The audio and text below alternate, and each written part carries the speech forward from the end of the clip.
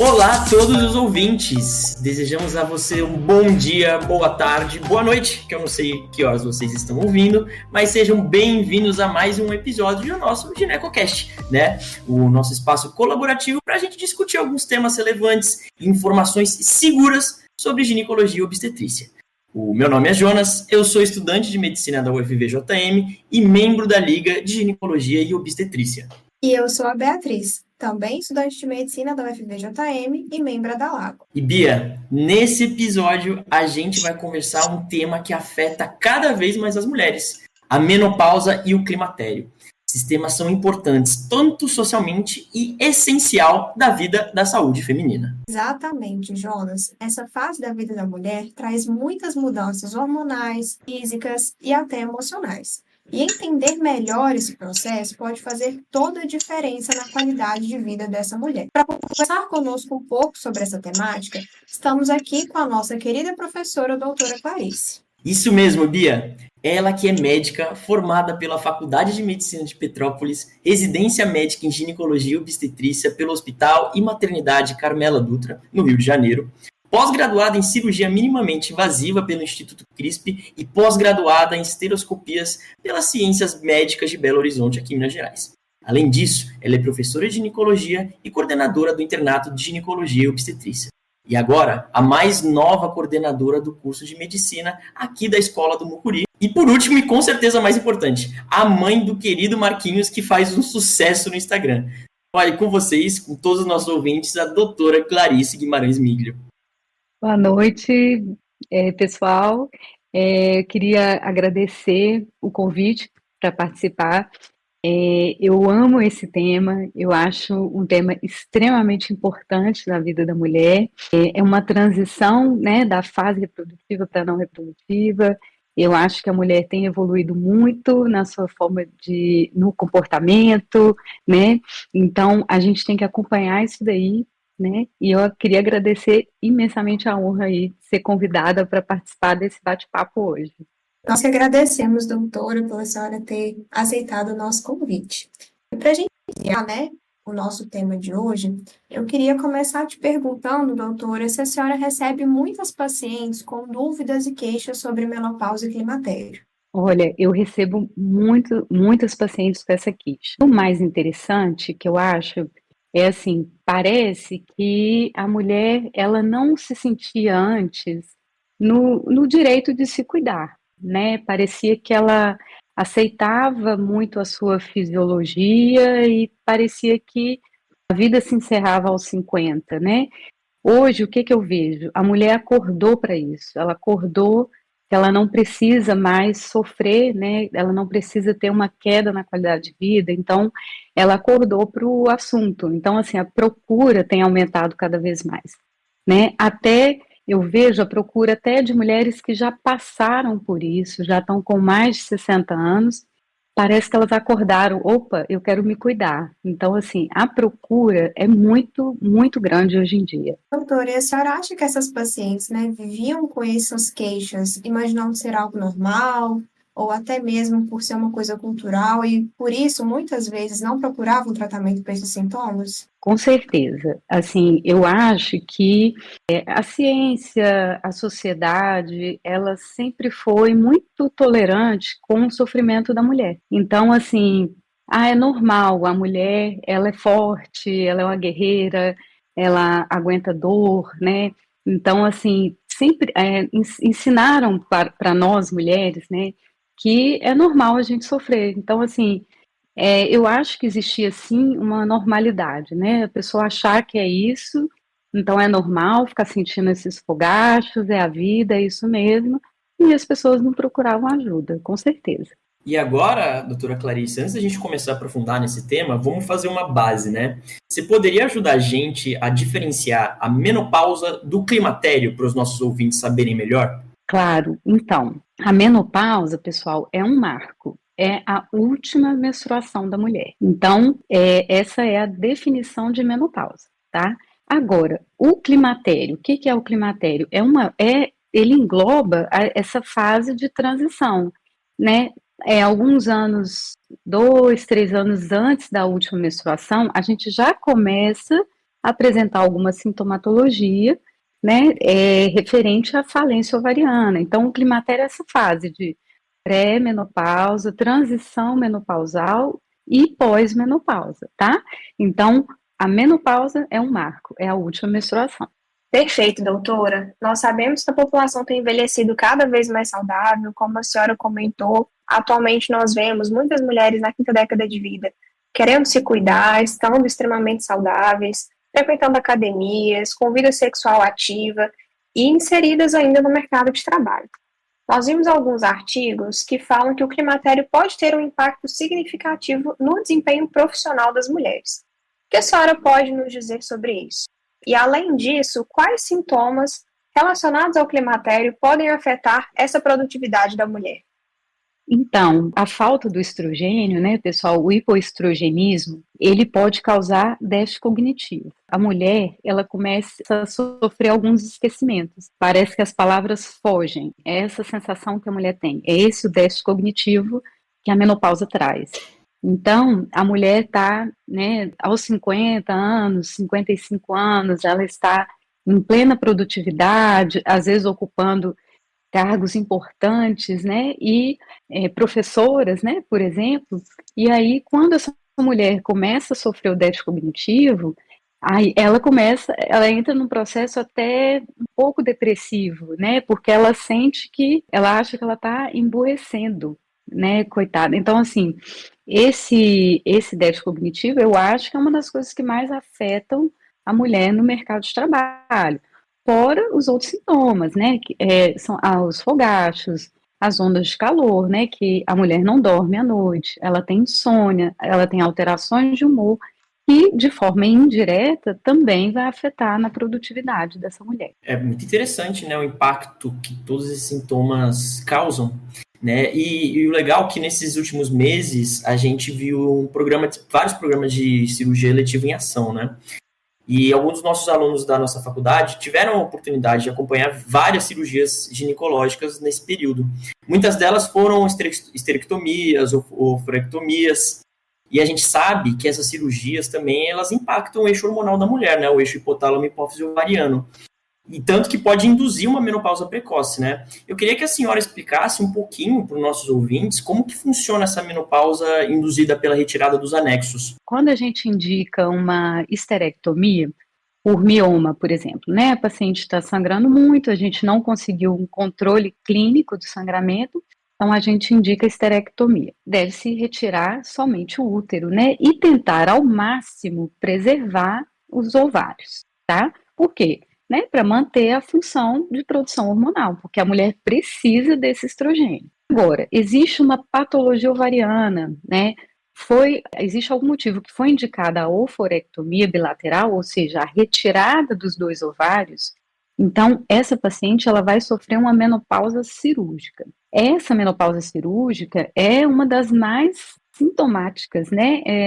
Eu acho que é a pior forma de se entrar na menopausa. Porque a menopausa fisiológica, você vai fazendo uma transição aos poucos, né? E essa transição, né, o climatério, já é bem sintomático.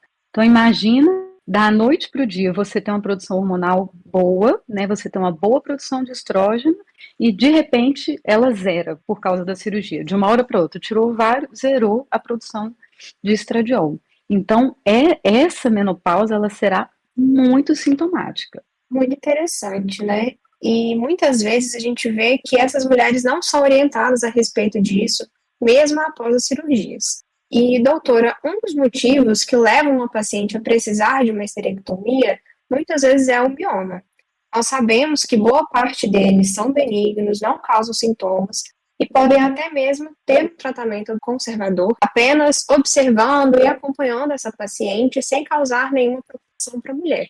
Por outro lado, existem aqueles que causam sangramentos, e como nós queremos a interrupção desse sintoma, podemos dizer que o tratamento para esses miomas seria utilizar medicações que imitariam a menopausa e o climatério? Como seria isso? Então, né, uma das formas, né, da gente tentar tratar o sangramento, né, do mioma seria simulando a menopausa, né, são os análogos do GnRH. Ele vai promover um bloqueio hormonal, então a paciente ela não vai produzir estrogênio, então ela vai melhorar o sangramento do mioma. Isso a gente vai ter um sucesso total. Porém, o análogo de NRH, ele vai fazer um hipoestrogenismo acentuado, tá? Porque ele bloqueia o eixo. Então, ele faz um hipoestrogenismo acentuado, então essa paciente ela vai melhorar muito o sangramento, porém ela pode começar a apresentar sintomas de menopausa, pode apresentar fogachos, né,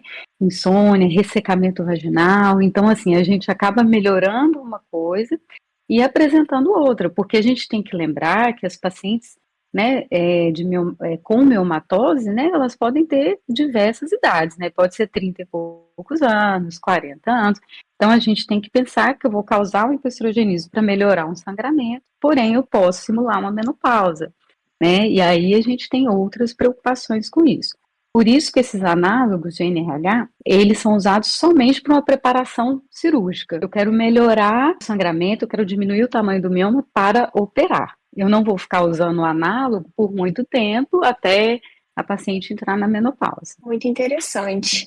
E, doutora, após a menopausa, a mulher que possui miomatose, ela pode ficar despreocupada com os sintomas ou até mesmo com a presença desse mioma? Pode sim, porque o mioma, ele é um tumor benigno, ele é estrogênio dependente. Então, ele precisa de um ambiente hiperestrogênico para provocar os sangramentos, né? Então, assim, a cura dessas patologias estrogênio dependentes está na menopausa. Então, uma vez ocorreu a falência ovariana, eu não consigo mais manter uma produção de estradiol, então o mioma não nos traz mais uma preocupação, tá? Porque ele não tem o principal alimento dele, né? Que é o estrogênio. Então, após a menopausa, o mioma não nos preocupa mais. E outro sintoma também muito conhecido são os fogachos, né? Que, para quem não sabe, é aquele calorão que a mulher sente nesse período do climatério. E a gente já vê muito relato nos consultórios, que a gente acompanha no internato, inclusive a minha mãe sofre demais com isso, que elas têm uma qualidade de vida e até de sono muito afetada por esse fogacho, né? Que começa a sentir calor no meio da noite, tira a coberta, aí sente frio, põe a coberta de novo, várias vezes interrompe o ciclo de sono infinito, né? E, doutor, eu queria que você falasse como que funciona no corpo da mulher. A gente queria saber, mais ou menos, se existe algum tratamento específico para esse sintoma que incomoda tanto e prejudica tanto a qualidade de vida dessas mulheres. O fogacho, né, ele vai estar presente em aproximadamente 80% das mulheres, né? Então, assim, quase todas as mulheres vão apresentar fogacho. Então, pessoal, só resumindo, assim, só para vocês terem uma ideia, né, o estrogênio, ele mantém o nosso centro termorregulador estável. Então, para você variar a temperatura do frio para o calor, é uma distância grande. Então, assim, a gente tem uma estabilidade da temperatura corporal. Resumindo, tá? Agora, eu não tenho mais estrogênio. O nosso centro termorregulador, ele fica completamente instável. Isso é um sintoma diretamente relacionado à falta de estrogênio. Então, essas ondas de calor, elas vão acontecendo já na fase de transição menopausal e tendem a piorar na pós-menopausa. É um sintoma extremamente incômodo, né? E assim, a gente tem que caracterizar bem e explicar bem para a paciente o que é o fogacho, porque nós moramos numa região extremamente quente. Né? Então, o calor todo mundo está sentindo, mas o fogacho é uma instabilidade da temperatura, ou seja, a paciente está bem, tá dormindo, o ar-condicionado, cobertinha, está ótima, de repente sobe uma onda, elas descrevem exatamente assim, sobe uma onda de calor, parece que vai queimar a face. Isso dura 1 minuto, elas transpiram, molham a roupa toda, tira a coberta, exatamente isso que você falou. E o melhor tratamento é devolver o estrogênio para essa paciente, tá? Sem dúvida, a primeira opção é a terapia hormonal, tá? E existem pacientes com contraindicação, né, que a gente pode entrar com outras medicações, como estalopram, citalopram, sertralina, são medicações que também atuam esses sintomas nos fogachos, mas sem dúvida o estrogênio é o mais eficaz. Doutora, e falando, né, sobre o uso do estrogênio, a senhora trabalha com a terapia de reposição hormonal no seu consultório?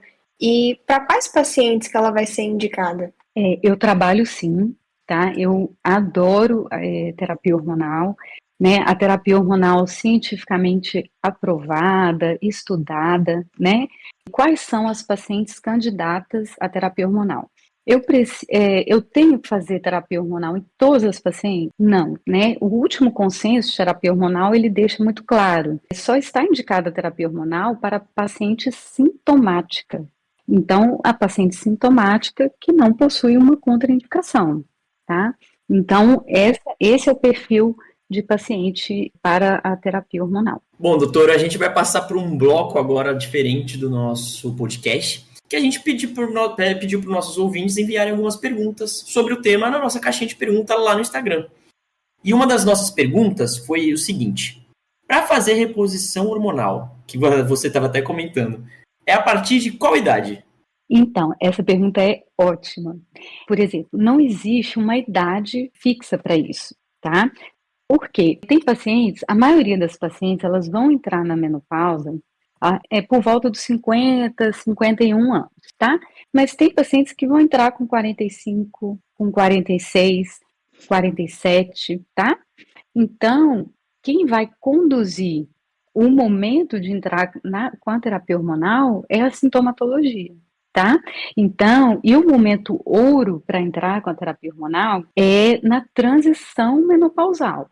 Porque, não, professora, será que precisa esperar a menopausa acontecer, a gente ficar 12 meses sem menstruar para começar a terapia hormonal? Não, o consenso fala que não precisa. Por quê?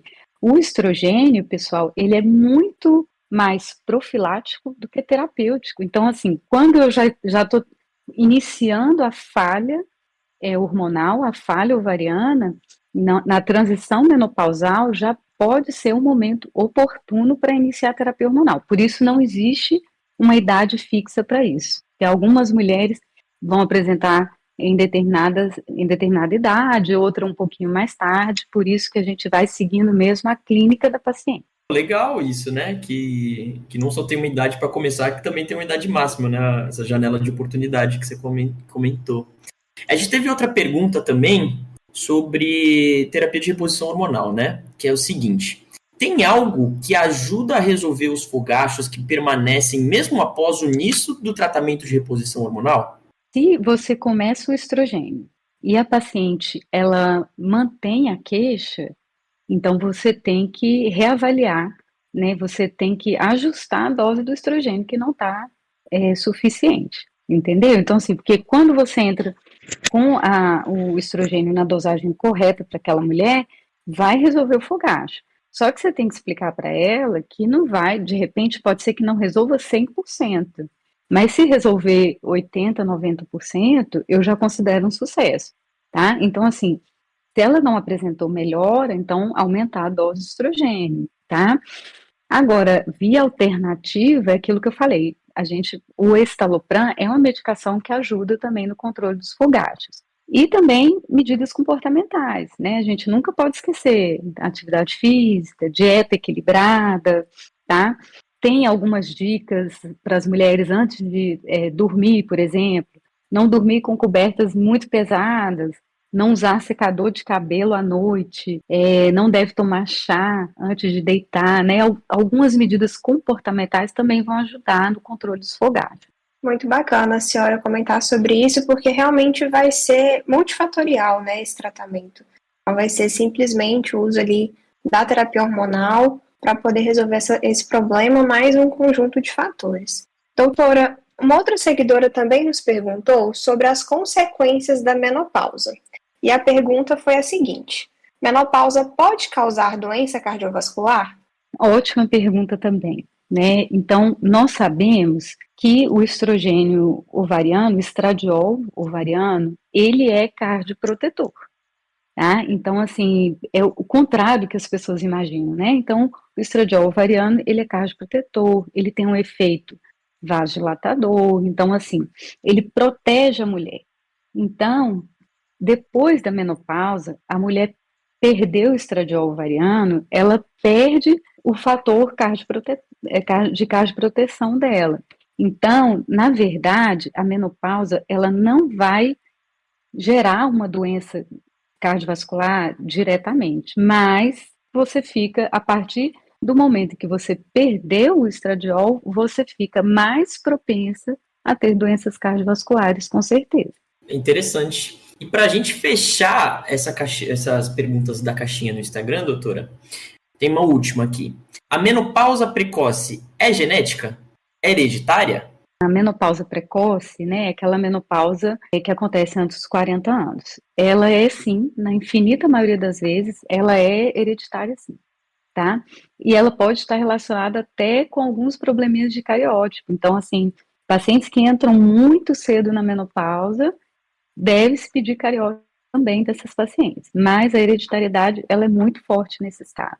Doutora Clarice, mais uma vez, muito obrigada por estar aqui conosco, por tirar um tempinho da sua agenda tão apertada para conversar com a gente sobre esse tema que é bastante atual e que gera muitas dúvidas. Eu que agradeço o convite, né, falar sobre um tema que é tão importante, assim, está em evidência, né, hoje em dia, tem os modismos, né, dos hormônios, né, então, assim, eu acho que a gente tem que mostrar a medicina baseada em evidência, então, assim, é muito legal, a gente está vivendo um momento de revolução do comportamento feminino, então a gente tem que acompanhar essas mulheres, né? E assim, eu adoro esse tema, eu que agradeço, foi ótimo, adorei participar. A gente agradece muito a sua participação, doutora. Foi muito enriquecedor. E aos nossos ouvintes, esperamos que você tenha aprendido coisas novas e tirado suas dúvidas. Vocês fiquem atentos aí aos nossos episódios sobre temas relevantes no universo da ginecologia e obstetrícia. Muito obrigada a todos vocês que embarcaram conosco neste projeto e no nosso bate-papo de hoje. Não se esqueçam de seguir o GinecoCast lá no Instagram, @ginecocast.famuc. Lá nós vamos divulgar os temas das nossas próximas discussões e contar sempre com vocês para participar dos nossos episódios respondendo a nossa caixinha de perguntas. É isso aí, nos acompanhem por lá e até o próximo episódio.